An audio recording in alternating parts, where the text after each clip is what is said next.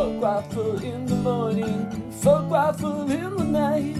I like folk waffle cause it makes me feel alright. Sing it now. Folk waffle in the morning, folk waffle in the night. I like folk waffle cause it makes me feel alright.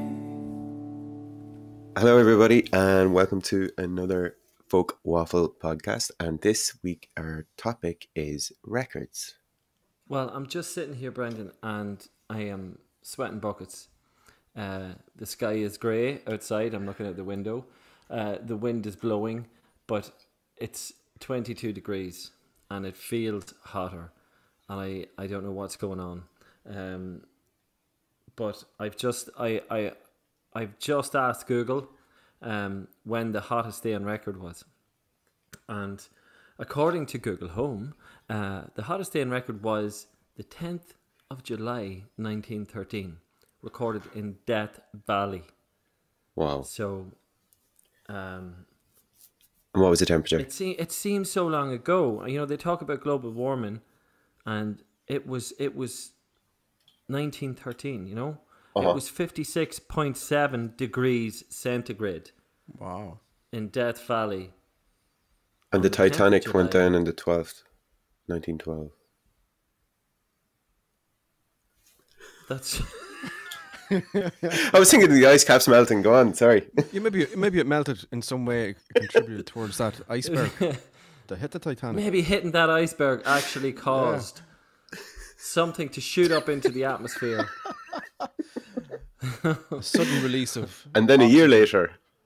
And then 1 year later, they're burning lizards in Death Valley. 10 minutes later.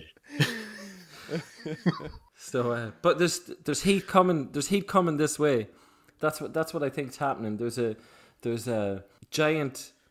What did they? I can't remember how they described it on the news. It's like an entity of heat coming this way. It's coming to Ireland next week. A warm front. Is it?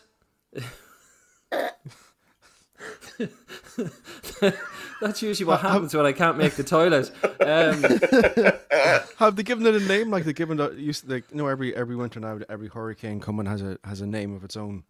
Have they given it? I don't know, but do you know what it is, Barry? Do you want to give it a name, Barry? Would that make it easier? No. I'm fine. I'll accept it as it is.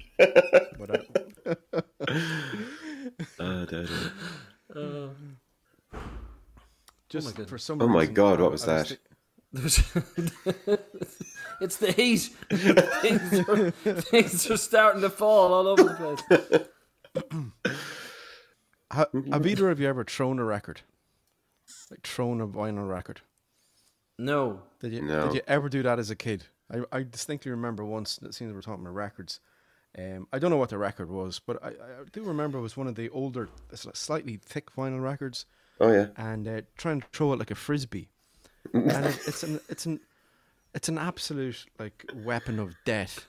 It's such a direct, fast, and speeding edge going towards your younger brother, like, you know. They use that to great effect in Shaun of the Dead, as far as I remember. Yeah. Do they? Yeah. Yeah. It was probably one of those really old ones, Barry, that'd be worth like £1 million now or something. Yeah. You know those, the ones you used to have to put on the yoke with the massive gramophone on it. It'd be like you wind it up. Made from Bakelite. You had to wind it up like an old single engine airplane. Have you any records, Barry?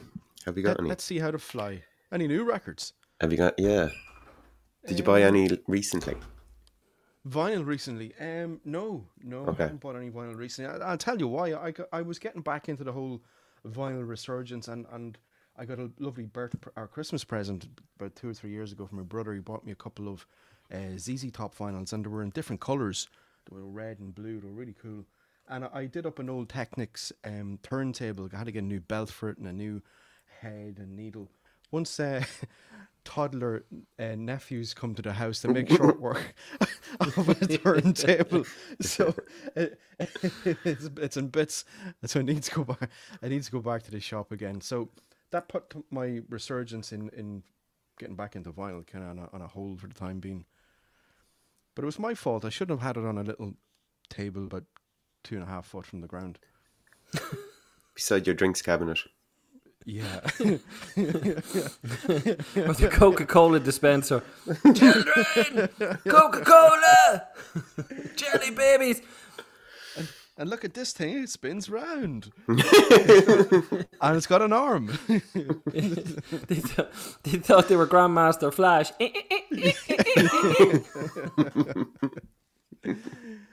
Oh, God. I remember, what was it, about 3 or 4 years ago in Carlingford, the antique shop there. There's a few, but the main one, they have great collection of vinyl there, trad vinyl, and I got some old Uilleann records and an old Paddy Keenan record, and to this day they're still sitting in a plastic bag waiting for me to do up the vinyl, the record player at home, and get a new needle and connect it to a computer so I can then listen to the recordings and then put them on MP3, so I don't have to bring a record player around with me to actually listen to them. But yeah, there's records there, I think about 6 one day, and it wasn't the usual guy that was on. It was very easy to bargain with him down the price, so I kept buying more. I got him down to 8. I was very happy leaving. Yeah. I actually, Brendan, don't feel bad about what happened, because I did exactly the same thing. And you're right, that antique store in Carlingford is a true gem of a place to go to buy vinyl. I went in there a day, and I walked out and I walked back in again because I thought I was dreaming. It was they had Artie McGlynn's Fancy, they had Noel Hill and Tony Lennon. Like they had such an extensive collection of, they had original Planksty albums. Like these were original, print vinyl records. And I mean, you're right. Like it must have been the same guy, because he was easy to bargain with. I think I bought 8 in total, and it was a ridiculous price. I came home and did exactly what you did. They've sat behind the bedside cabinet along with other vinyl that I bought. Oh, I'm only a first offender. Like I am more guilty than anybody, because I was really, really lucky that my wife bought me a record player, like a really good one, but it's like a fucking jigsaw. I'd need like somebody from NASA to come and help me put it together. You just need Barry. It's got like amplifiers and all sorts of stuff there, but I need to get that together. I need to sit. Like, do you remember the old what ad was it where the guy was sitting in the chair? Was it an ad for Bose speakers where he's sitting in the chair and like the speakers are so loud that his hair is flying out behind him?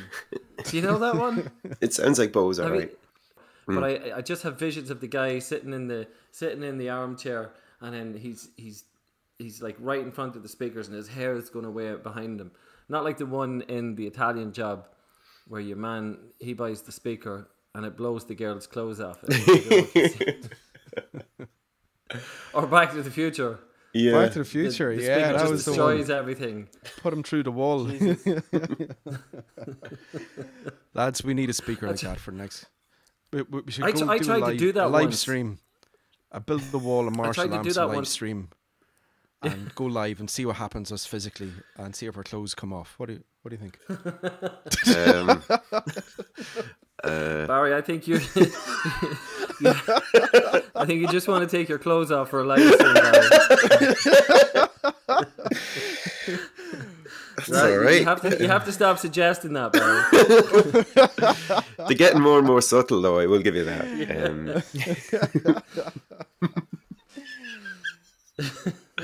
Give them what they want? Question mark. Well, we won't be putting that question out in public. Do you want Barry to take his clothes off? No. That has to be the next Instagram story. Barry, clothes on, clothes off.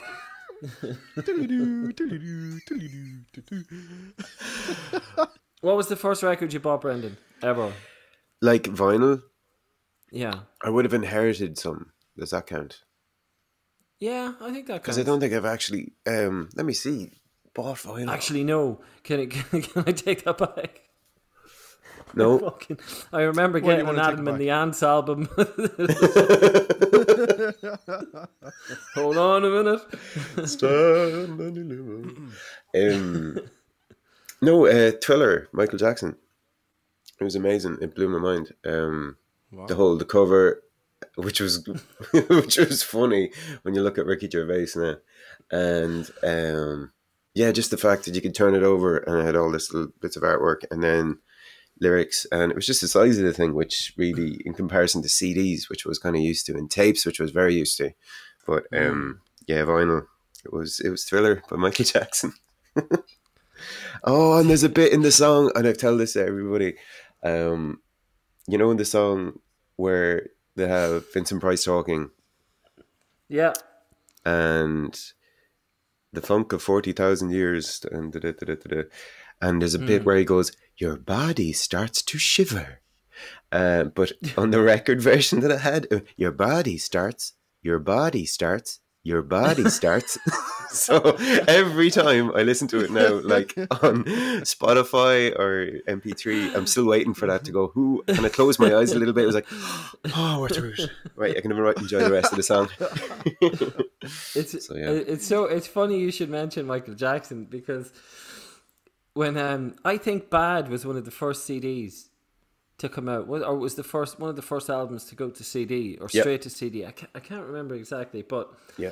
They said, "Oh, this would be the death of records. This would be the death of vinyl."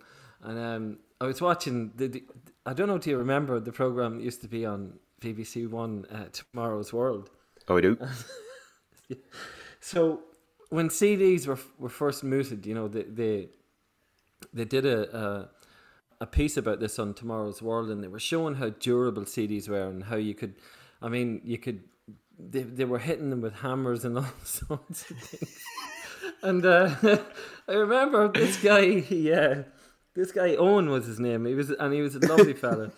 I was palling about with a friend of his, and he met us. We were walking into town, and he was kind of coming out, and he was going, "Oh, guys, look what I just bought." He had bought Bad on CD, and I went, "Oh man, those yokes are great. You want to see what you can do with them?" He's like, "What do you mean?" I said, "Did you not see Tomorrow's World?" I said, "Show me that." And fucking idiot, he gave me the CD. Well, I dropped it on the ground, and I fucking danced the jig on it. Oh God! Did you moonwalk on it? I did the whole. Oh, Pierce, you're bad. But he took it home and tried to play it.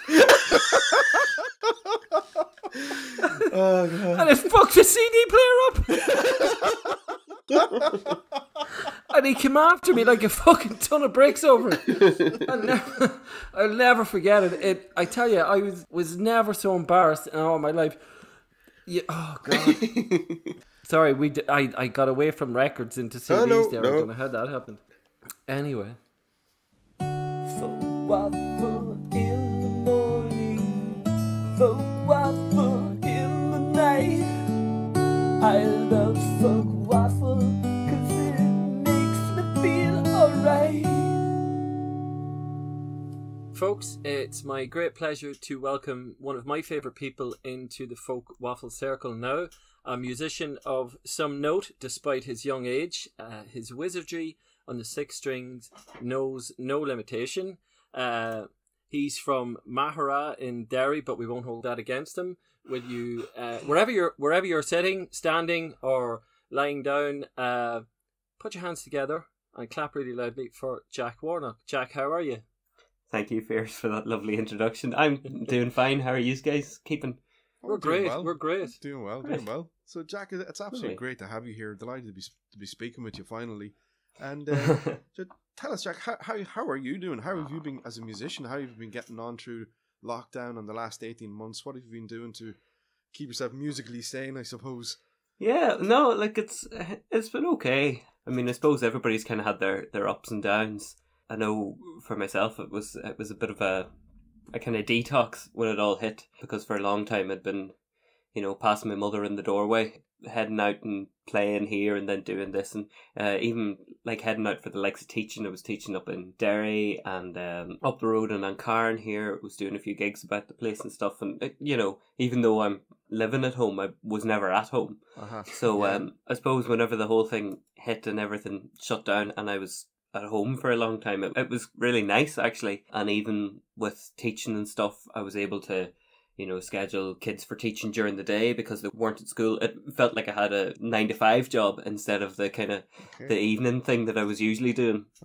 So, but that was the first few months, and then, as you know, it all got a bit intense, especially over the winter and stuff there. But kept myself busy, kind of playing, and teaching was great as well, because obviously you're chatting to loads of different people. I had the kids all telling me different stories about, such and such was being silly on the class Zoom there earlier this morning, and my friend Timmy, he hasn't done any work, and ha ha ha, and all this kind of crack.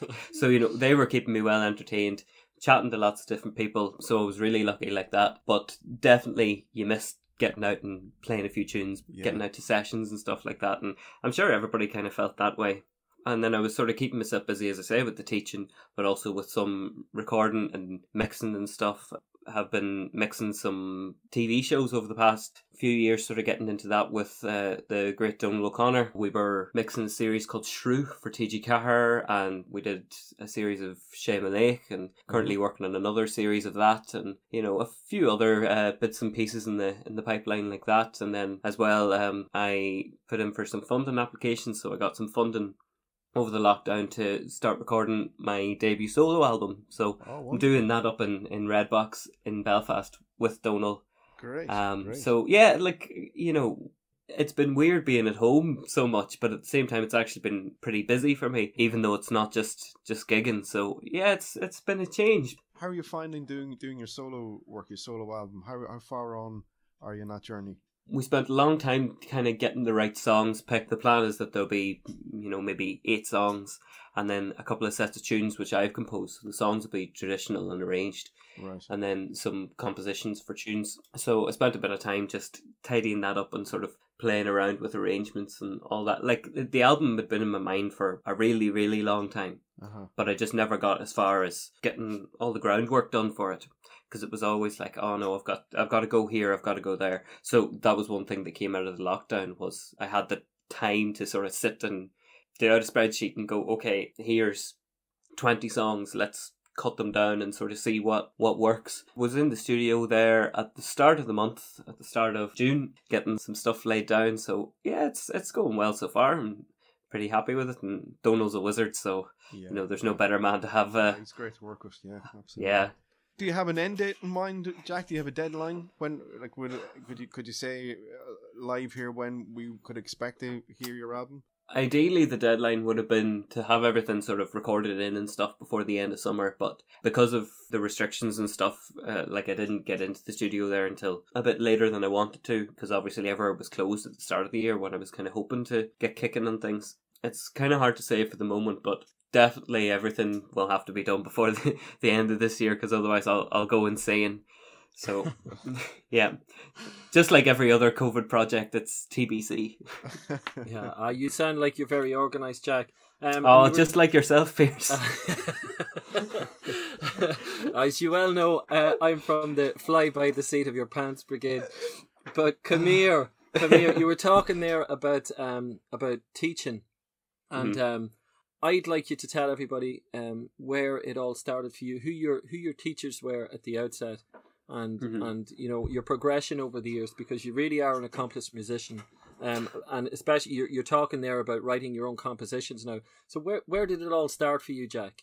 Well, let me see. It would go right back. I suppose when I was about 7 or 8, I started playing classical piano, and I went to a guy called Kevin Brennan, just outside Mahara here in Lavey. Kevin was great, but he was kind of into jazz and sort of bluesy stuff as well. So even though we were doing classical grades and things like that, I was always picking the kind of jazzy and bluesy pieces out of the book and stuff like that. And I just thought he was class, and he's a first class musician anyways. But I always remember, whenever something would come up in a piece and he'd be like, okay, play it like this, I would always be saying, but why?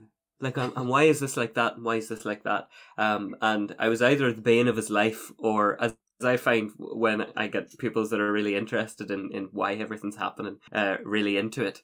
So I was one extreme or the other for him, but definitely that had a big effect on kind of how I kind of progressed from there on, because I only picked up the guitar, I think, when I was about 14 or 15. So a good while after that, a lot later than a lot of my friends now would have been learning their main instruments. You know, most of them would be playing them from they were 7 or 8 or something like that. So definitely a late arrival for that. But whenever I did lift the guitar, I had all the kind of theory backing from the piano, where I was able to sort of take and go, oh yeah, this is why this is like this, and this is like this, and this is how you make a chord, and this is why chords sound like this, and you know, it all kind of clicked from there. Yeah. So yeah, I remember actually I started playing the mandolin before the guitar. So it was really a roundabout journey. A friend of mine, he played the banjo, and I remember saying to him, you know, what's that wee guitar thing over there in the corner? And it was a mandolin, and I lifted it, and he taught me a couple of tunes, and eventually I got one for Christmas, and the same Christmas my sister got the guitar. At some stage I decided, I want to see what this thing's like, and I started to kind of pick up the guitar and slowly set the mandolin down in the corner a bit more. And then eventually my friend, he was Joseph Hurley, said, sure, take the guitar to a session. And I said, sure, I don't know how to play with session tunes and stuff like that on the guitar. And he said, no, just take it and you'll work it out. And I did. And, you know, the rest was kind of history from there. It was just a big baptism of fire, I suppose. And then obviously I was going to Dermy Mulholland for banjo at the time, and I knew that he played the guitar, and I asked him for a few tips, and then I went to him for a while, and he showed me the ropes and, you know, told me who to listen to and all of that. And then it all kind of kept snowballing. And then eventually I went off to uni in Magee in Derry, and had a great time there. And I got to kind of sit down in one-on-one masterclasses with all the kind of greats, everyone you can think of. I had John Doyle for a thing called the Master and Apprentice scheme, where we did so many lessons, both over Skype at the time, because Zoom, you know, wasn't cool back then. But we did a lesson over Skype, and then we did some face-to-face ones when he was back, because he was living in the States. And then at the end of it, we did a small gig together, and that was amazing. But, you know, I had all these other amazing opportunities at uni as well, with guys like Tony McManus and Ed Boyd, I remember as well. And yeah, just like anybody that you could think of, I had a chance to sit down and play with them and learn from them. And then all those type of things, they all came together, and eventually I ended up here anyways. So. On the Folk Waffle. No, it's all been leading to this, Jack. It's all been leading to this. This is the pinnacle. So your ability as a solo performer has sort of invited interest from people. So you're in a couple of bands, are you? Yeah, so I'm in a band at the minute called Troda with Kevin Meehan and Eamon Nugent, and I haven't actually got any other bands going, but there's plenty of people that I play with, you know, that sort of way. Being the guitar player, you kind of just jump in with whoever's around. So no, especially there, you know, just before the first lockdown hit, I had a few nice gigs and had a few chances to play with some fun people. You know, I did a gig with Donal O'Connor himself, and then I did another gig with Lauren O'Neill, great harper and a great friend of mine from just up the road here in Glenullen. And, you know, those were probably the last two big gigs. And I played with Davy Stewart as well for his album and his album launches. He had one in Derry at the Invok Festival, and another in Glasgow for Celtic Connections. So, you know, those are kind of the big gigs that were in my head just pre-lockdown, the last few ones, and they were great ones to go out on, I must say. So, Jack, have you had the chance to play internationally yet? Have you been anywhere to play? Or if you have, what's your favourite country to play in? Yeah, I've been a few places. Been to France a couple of times, and obviously across to like England and Scotland a fair bit. And was over in Germany for a conference thing. Now that was just kind of playing background music and stuff, but it was a really cool experience. And hopefully myself and Diane Cannon will be heading out to Germany in October for a month, but that's obviously TBC. They seem pretty confident that it's going to go ahead, so I don't see why not. We'll just kind of have to wait and see about that one. Definitely one of the most fun trips that I've ever had was I went out to Finland with Kevin, and Eamon wasn't free. He was working at the time, so we had Paddy Meehan, great ballroom player, come out and fill in his spot. So that was a Troda gig out in Finland, where we were out for a weekend in Kalliopi at their like little Irish festival out there, and it was amazing, you know, because what I thought was so cool about that was Kalliopi's really far north. We were playing a gig at like midnight, and you would swear it's probably as bright outside as it is right now. You know, it's unbelievable. It really messes with your body clock, because it just doesn't get. Yeah, that's why they invented alcohol. That's it. But like, it just doesn't get dark, you know. But then they say in the winter that it just doesn't get bright, so you kind of have to take it one way or the other. But I just thought it was amazing, and you know, yeah, I have really fond memories of that.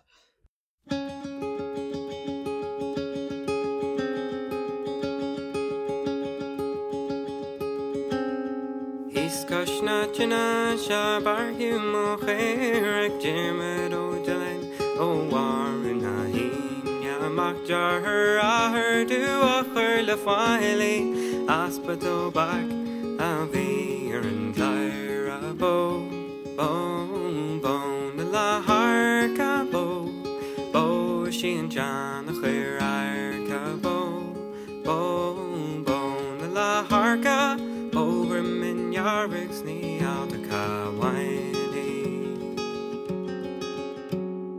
Barlum there's go vakin mochera chakton and dorish margino steha halhead she banya guva had she curhen she jackajin jazz ma wuchel bone the la harka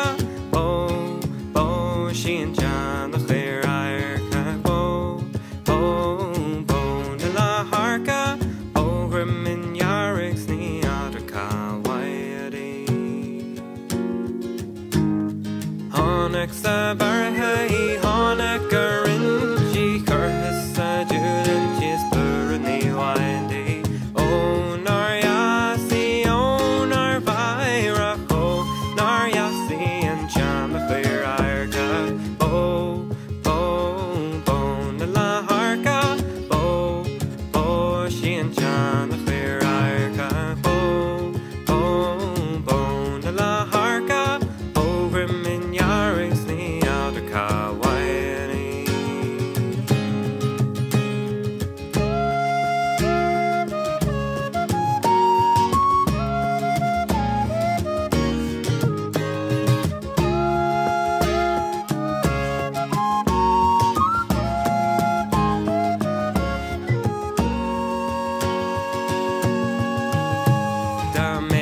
and Rockmas and Rodham and I rock Horhinsha Guinea air Hopala slice deo Naryasi o Narvaira ho Naryasi and John the Clear Irka bone the la harka she and John the Clear Irka bone the la harka over min yarriks the outer Kawadi.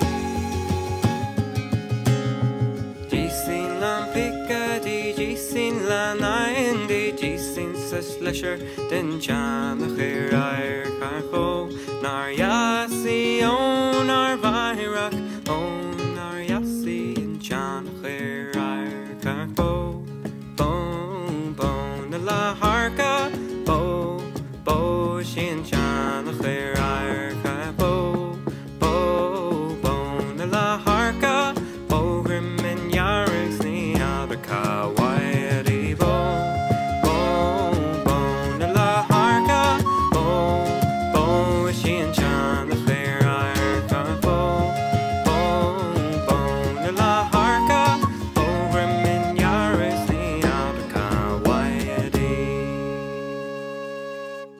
folky fun facts here to ask you. We want to know Of course. at a greater depth, a greater level. Are you a 7-Up or a Sprite man? 7-Up. Skinny jeans or flares? Skinny. Hugo Boss or Paco Rabanne? Oh, Paco Rabanne. Skyline or Mustang? Oh, Mustang. The Rock or John Cena? The Rock. Ooh, I like those answers. I like those questions. So right, we've some true or false questions here as well, Jack. So Bless us. this will keep you on your toes. Okay. Tell me, true or false? Fruit flies were the first living creatures sent into space. False. I'm afraid it's true. Haven't Fruit a flies clue. were sent into space on a V2 rocket in 1947. There you go. Here's another one for you, Jack. Dolly Parton is the godmother of Miley Cyrus. True or That false? is true. Well done, well done. Dolly and Miley's dad Billy are great friends, yeah? Amen. So, Jack, Mhm. Darth Vader famously says the line, "Luke, I am your father," in Empire Strikes Back. That's very false. That is false, because the line is actually, No. "No, I am your father." Oh yeah, don't you worry. I know me stuff. Nicolas Cage and Michael Jackson both married the same woman. True or false? True. Not a Well clue. done, well done, Jack. Well, Yes. I'll take it. Lisa Marie Presley, no less for both of them. There you go. So, finally, Jack, in the true or false section, Charlie Chaplin came first in a Charlie Chaplin lookalike contest. That's false. That is false. He actually came third. He came Yes. third. So, Jack, can you make waffles? I can. In fact. Really? Yes. Ooh. Not potato waffles now. No cheating. Oh, I like waffles. Like proper Belgian waffles. Yeah. Oh, I mean, happy I, days. to be fair, I need like a waffle maker. You know, I'm not handcrafting here, lads. It's all in the batter, isn't it? It is. Tell me, Jack. Are dolphins spying on us? I don't think so. I mean, are you about to tell me that they are? Well, I thought you might have the I might have the knowledge. the word on that, you know. No, I'll have to get onto my dolphin sources, see what I can figure out for you. Okay, right. And just before this gets any crazier, would you rather have your mind wiped or your bum wiped? Oh, probably the bum. I mean, like, is that meant to be a hard question? Oh, It's just whatever you think. it's what it is. Don't shoot the messenger. There you go. Jack, you've kind of outlaid your plans for the future there in terms of your album and stuff. This is me getting very serious again. I have my serious hat back on. What are your thoughts just on the future with the way things are at the minute for the music industry in general, or for what you do, to be more specific? It's tough at the minute. I mean, it's always been tough for musicians, but especially at the minute, you know. I know guys that they've been sitting around for 18 months and they're just waiting for when the gigs are going to start, because gigging, that's their thing. I mean, I suppose I was kind of lucky enough in that I was doing some other stuff and I liked doing other stuff, but for some people, gigging is their thing, and there's nothing else that'll fulfill them. Yeah. So the sooner we can get back to some sort of gigging, I think the better for every musician really that's out there, be that someone who just wants to go and play in a session, or someone who's out playing the pubs every night, or someone who's doing the theatre tours or whatever. But, you know, I'm always hopeful. I think that's something that my mother would have distilled in me. You know, we're pretty positive about everything, and you know, there's no point in not being hopeful, because you're just going to get yourself into a dark place. You've no reason not to hope for the best and just keep working for it. So I know that's kind of a broad answer, but honestly, I'm just hopeful that things kind of keep moving and that everyone can keep the spirits up and keep the creativity going. And I know that, like, for myself, it's not just been playing music and stuff, but I found myself listening to a lot of music and enjoying it a lot over lockdown. You know, heading out for a walk in the evenings, throw a pair of earbuds in and, you know, just enjoy some stuff and kind of listen to, like, thinky music, stuff that makes you think about stuff. Yeah. I always enjoy that. Thinky music, that's where it's at for me. Thinking music, I like that. Just before we wrap it up, being a young musician yourself, is there any advice you would give to a young up and coming musician? I mean, I would always just say don't be afraid to try stuff. I mean, especially in sessions and stuff, I always used sessions as an opportunity to try doing random things. You know, like playing random chords, playing random rhythms, anything goes. And if it didn't work, then you just know, okay, don't do that next time. You know, so I always found that, like, just trying stuff out, it always kind of pushed me forward, because it mightn't work here, but it might work there. You know, not being afraid of boundaries and stuff. Yeah. Now, as an accompanist, say, especially with trad, right, there are a lot of times where I'm playing with a lot of different people, and you might be playing with someone who, I mean, these are really broad descriptions, but someone who has a kind of modern style of playing, and someone who has a more traditional style of playing. And I always remember in, like, the accompaniment competitions and the flas and stuff, you know, you would have adjudicators that would come in and they would say, they wouldn't be accompanists themselves, but they would say, no, you have to follow the musician. The musician is the key. And I think I maybe wouldn't say that the musician is the key, but the tune is the key. I think that when you're putting chords and stuff to something, now this is probably more geared towards the accompanist, but when you're putting chords towards something, you're following the tune. You're not just going out and doing your own thing. But there's kind of a fine line whenever you're looking between styles. So that's where the kind of modern versus traditional thing comes in. Because if I was playing with, you know, someone with a very traditional style, I would play quite differently to if I was playing with someone with a modern style. And I think that kind of flexibility is really important for accompanists, especially. That's kind of a waffly way of sharing what I've kind of found. Oh, that's Go. beautiful. Wise words, Jack. Beautiful. We love the waffle here anyway, so I love the waffle. Well, that about wraps it up, Jack. I just want to thank you for your time. Thank you. And it's been great to talk to you again. And I'll leave it to Barry to fold it up and put it in the envelope. Well, I think, Pierce, you folded up nicely there, Jack. It's been a pleasure. Thanks very much, man. Wise words for everybody involved in music there, I think. It's been a pleasure talking to you, and I'm looking forward to getting out and getting a few tunes with you sometime soon as well. Definitely, that sounds great. We're all looking forward to that, I think, at this stage. Amen. Yeah, absolutely. Folk waffle in the morning, folk waffle in the night. I love folk waffle 'cause it makes me feel alright. I've actually... Barry. Yes, Pierce. Hello. Summoned. Barry, I remember you Who's telling talking me to? once. Someone is talking to me.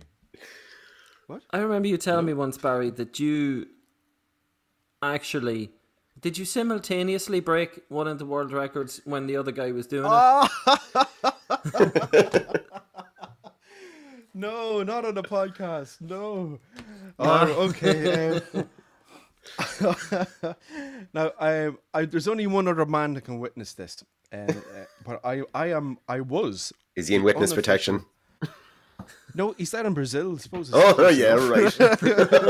As good as protection. Well, for a while there, I don't know who holds the record now, or what its standing is, but for a while I was the unofficial cream cracker Guinness Book World Champion eater. How did that come about, Barry? I was sitting at home in the kitchen probably 20 years ago. Sitting in the kitchen as you sit in the kitchen on an evening. My younger brother, and the Guinness World world championship thing come on, and all sorts of contests, and people were doing all sorts of crazy shit. But this guy was sitting at home as well, and he was going to do the world champion cream cracker eating contest. And I said, you know what, get cream crackers out there. We'll see can we match your man. We do it as soon as the bell goes for him. I'll do the same and see how we get on, right? And sure enough, I finished before him. I finished probably about 0.03 fractions of a second before him. So I was very proud to hold the unofficial Guinness Book world record of cream cracker eating. Was there a lucrative sponsorship deal, Barry? No. Jacobs. It was just another one of my never get rich schemes. But it's actually surprisingly difficult. Like the world record is only three cream crackers. And it's like trying to eat. It's like trying to eat a brick. Jesus Christ. So in 2002, I think it was like something like 14 and a half seconds to eat 3 cream crackers. But it's literally you squeeze it down your throat, basically. That's what I say. It's not a pleasant experience, but the challenge was on. It's probably something. It's probably something they do in Colombia to hire drug mules. Just in case anybody's joining us, we're talking about world records and cream crackers. And I mean, why do they call them cream crackers? Like cream suggests, I never understood that. You know, soft, kind of tasty. Yeah. And like, it's literally like, it's like I don't shale. know. It's like rock, isn't it? When you think about it, it's like shaly rock. Yeah. Well, I mean, you get crackers now for what? About 49p a pack. Oh, there I'm talking in pence. They must be very nutritious. Would they be? Would they be? Like, is it just flour and water? At 49 pence a packet? Oh, absolutely. Yeah. There's probably more goodness in the wrapping beard. Probably, yeah. Well, there's our cream cracker sponsorship down the drain.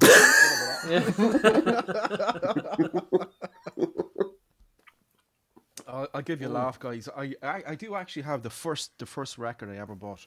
Compilation album in 1988. Hot City Nights. This is before your time, Brendan. It was still cold when I was born. Do you remember that compilation being advertised, Pierce, back in the Hot 80s? City Nights. Hot City Nights compilation. Did that have Joe Cocker on it? Hot times, summer in the city. No, but actually, surprisingly, he's not on it because it's a list of so many power ballads. Like side 1, Queen, I Wanna Be Free, Heart, Alone, In Excess, New Sensation, Kiss, Crazy Nights, Bryan Adams, Summer of '69, Robert Plant, Big Log, Foreigner, I Wanna Know What Love Is, Eric Clapton, Wonderful Tonight. That's just on the first side. Ooh. Quality. That's when the slow sets were still the rage, you know. Oh, see, that's you just beat me Bring by back a the second. slow sets. Yeah, that's. How do I get you alone? Keep talking like that and you'll be doing this alone.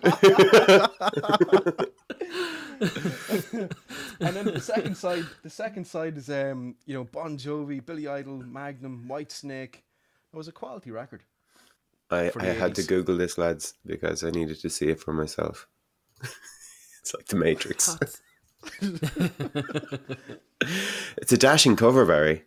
Isn't it cool, isn't it? Yeah.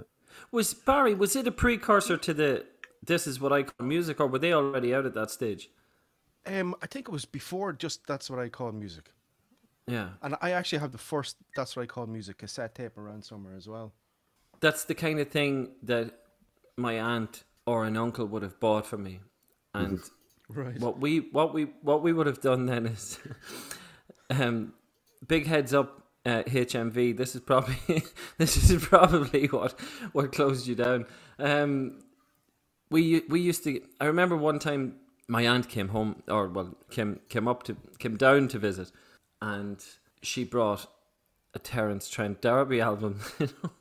Wow. So it had like Sign Your Name Across My Heart and Wishing Well on it, and I don't know.